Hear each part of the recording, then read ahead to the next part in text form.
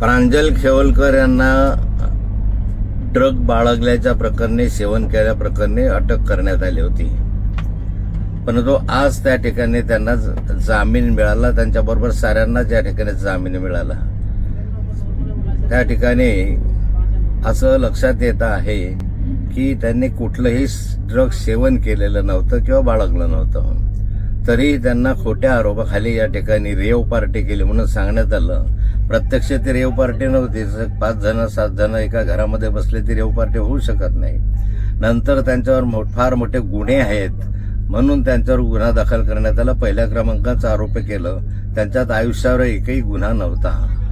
त्यांचे जर हे सगळे किस्से जर पाहिले तर पोलिसांनी किंवा कोणीतरी कोणाच्या तरी सांगल्यावरून हे कृत्य केलेलं दिसत आहे. आणि या ठिकाणी त्यांना या ठिकाणी जे सोडून देण्यात आलेलं आहे त्याच्यामध्ये आणखी न्यायालयामध्ये खटला चालेल. त्या माध्यमातून ते निर्दोष सुटतील असं मला विश्वास आहे. पण महाराष्ट्रामधलं राजकारण कितल्या खालच्या स्तरावर गेलेलं आहे याचं हे उत्तम उदाहरण आहे. पुणे तसेच पिंपरी चिंचवड परिसरातील महत्त्वाच्या बातम्या पाहण्यासाठी आजच आमच्या डिजिटल PCMC न्यूज चॅनलला सबस्क्राईब करा आणि बेल आयकॉन प्रेस करा.